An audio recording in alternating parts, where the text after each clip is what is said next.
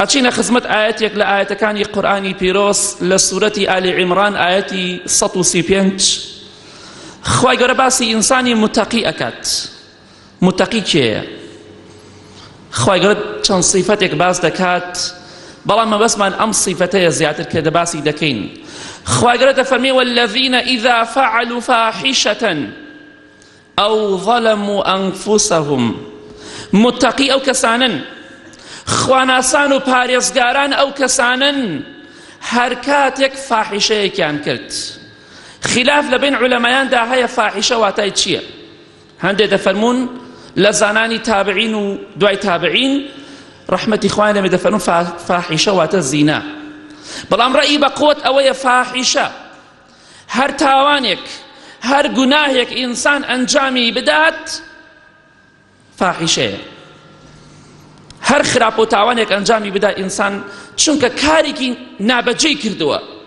چۆن فاحیشە نابەجێیە و کارێکی ناشرینە، گوناه و تاوان هەمووی ناشرینە، بەڵام لای ئێمە گوناه و تاوان زۆر جوانە چونکە کردەوەکانمان شایەتە بەسەرمانەوە. والذین ئیذا فعلوا فاحشة ئەو ظەلموا ئەنفوسەهم. ئەو متەقیە ئینسان بە بیستنی ئەم ئاەتانە زیاتر هەست بە شەرمەزاری دەکات، زیاتر هەست بەوە دەکات دواکەوتووە، لە کاروانی براوانە دواکەوتووە، لە کاروانی بەختەوەران دواکەوتووە. بۆیە هەر کاتێک گوناه و تاوانیان کرد و زوڵمیان لە نەفسی خۆیان کرد، چونکە تاوان و گوناه زوڵمێکە ئێمە لە نەفسی خۆمان دەکەین ئەنجامی دەدەین. ئەگەر ئینسانێک بەهۆی گوناه و تاوانەوە خۆی بەرەو جەهەنەم بەرێت، ئەمە زوڵمی لە خۆی نەکردووە، بێگومان گەورەترین زوڵمی لە خۆی کردووە. بۆی ئینسانی متەقی وان نییە هەر کاتێک گوناه و تاوانی کرد، ئیتر هەر گوناه و تاوانێک بێت، زوڵمی لە نەفسی خۆی کرد بە گوناه و بە تاوان، یەکسەر ذەکەروا الله فاستغفروا لذنوبهم. ئای چەنێ بێ ئاگای لەم ئاەتە پیرۆزە، چەنێ دوورین لە سیفەتی ئینسانی متەقیەوە. داوا ئەکەین لە خوای پەروەردگار غەزەبمان لێ نەگرێت. ذەکەروا الله، یەکسەر خوای گەورەیان بیر دەکەوێتەوە، یەکسەر گەورەی و دەسەڵاتی خوایان بیر ئەکەوێتەوە، گوناه و تاوان دەکەن، دەزانن خوای گەورە دەیان بینێت.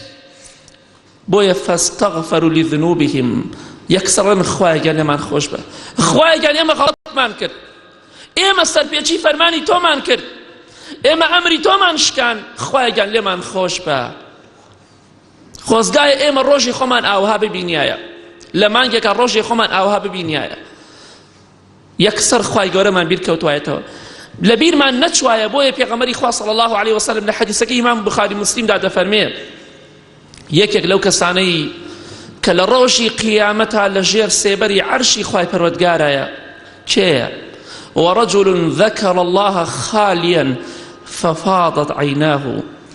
ئینسانێک لە چۆڵەوانیەکایە، لە شوێنێکی تەنهادایە، کەسی لەگەڵدا نییە، بەڵام کاتێک کە خوای پەروەردگاری بیر دەکەوێتەوە، بیر لە گەورەی و دەسەڵاتی خوا دەکاتەوە، فرمێز بە چاوەکانیان دێتە خوارەوە.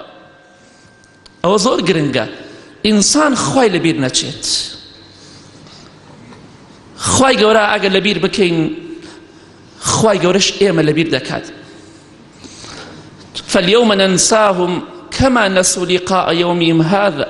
لە ڕۆژی قیامەتە خوای گەورە دەفەرمێ ئێمە لەبیریان دەکەین، چونکە ئەوان خوای گەورەیان لەبیر چۆتەوە، چونکە بێباوەڕان ڕۆژی قیامەتیان لەبیر چۆتەوە، دژمنانی خوا قیامەتیان لەبیر چۆتەوە، خوایان لەبیر چۆتەوە. ئەبێ ئێمەش ئەوان لەبیر بکەین و ناو جەهەنەمە بە هەتاهەتای بیان هێڵینەوە. ئێمەش ئەگەر خوا لەبیر بکەین، وەڵڵا خوای گەورە سزامان دەدات. ذەکەروا الله فاستغفروا لذنوبهم.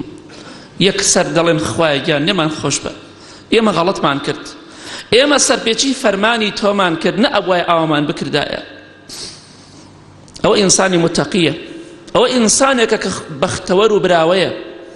بەڵام ئێمە کاتێک گوناه و تاوانمان کرد، یەکسەر تۆمان کردووە زۆربەی کات نەخێر.